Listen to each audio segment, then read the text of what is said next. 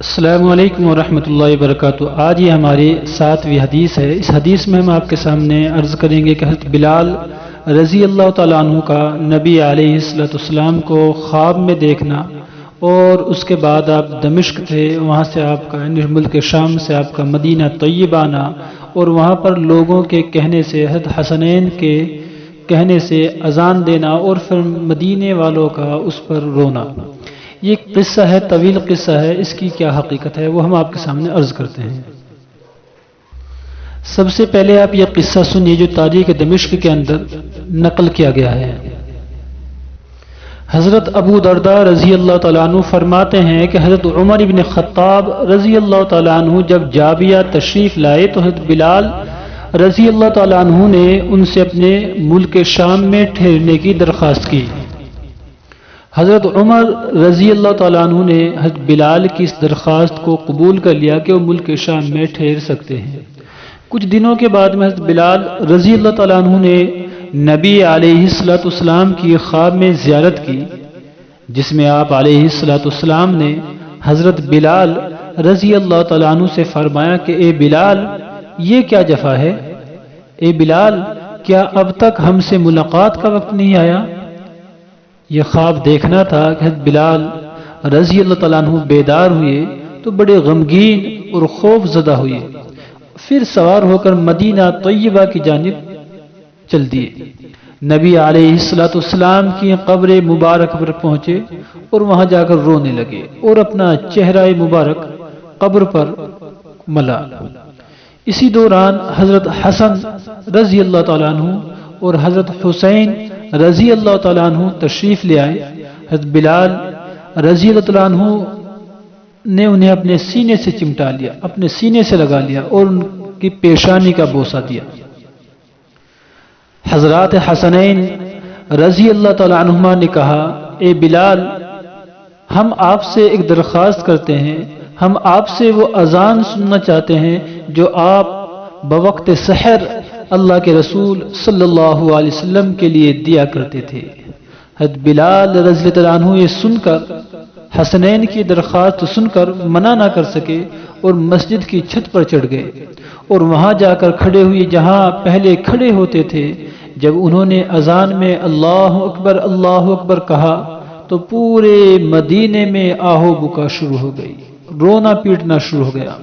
جب حضرت بلال رضی اللہ تعالیٰ عنہ نے اشہد ان لا الہ الا اللہ کہا تو اس میں اور اضافہ ہو گیا رونے پیٹنے میں۔ جب حضرت بلال رضی اللہ تعالیٰ عنہ نے اشہد ان محمد رسول اللہ کہا تو عورتیں اپنے گھروں سے باہر آ گئیں۔ لوگ کہنے لگے، کیا رسول اللہ صلی اللہ علیہ وسلم تشریف لے آئے ہیں؟ آپ صلی اللہ علیہ وسلم کے بعد اس دن سے زیادہ رونے والے مردوں اور رونے والی عورتوں کو نہیں دیکھا گیا۔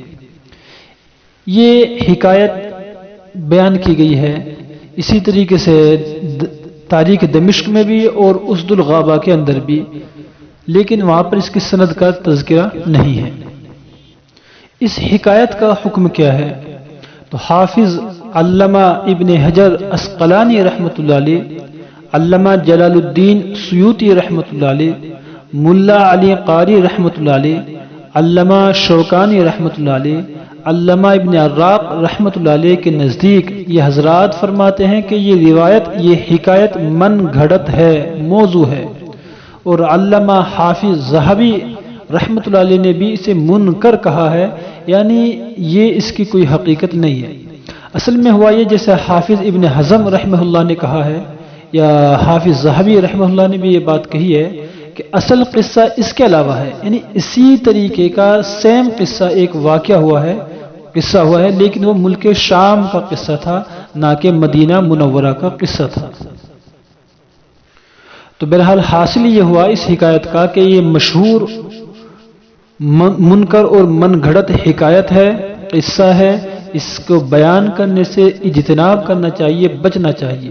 ہاں، اس کے مقابلے میں اگر کسی کے علم میں ملک شام والا قصہ ہے تو اس کو بیان کیا جا سکتا ہے، اس کو بتایا جا سکتا ہے، لیکن اس انداز کے ساتھ میں یہ کہنا کہ اللہ کے نبی صلی اللہ علیہ وسلم خواب میں تشریف لائے اور پھر وہ حضرت بلال ملک شام سے مدینہ آئے اور وہاں پر آ کر روئے اور پھر اذان دی اور اذان سن کر مدینے والے باہر نکل آئے روتے پیٹتے ہوئے، یہ حکایت من گھڑت ہے، اس کو بیان کرنے سے اجتناب کرنا چاہیے۔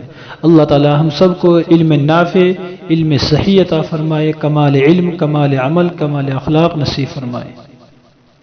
پہلی بار آسان ہندی زبان میں 125 مستند کتابوں کی مدد کے ساتھ اللہ کے رسول علیہ السلام کی زندگی، اسکول، کالج، مدرسہ اور گھروں میں تعلیم کے لیے موجودہ دور میں کی ہوئی ایک بہترین کتاب، خود بھی پڑھیں اور دوسروں کو بھی گفٹ میں دیں۔ اپنے برادران وطن ہندوؤں کو بھی گفٹ میں دی جا سکتی ہے۔ کتاب گھر منگوانے کے لیے رابطہ کریں 7409790171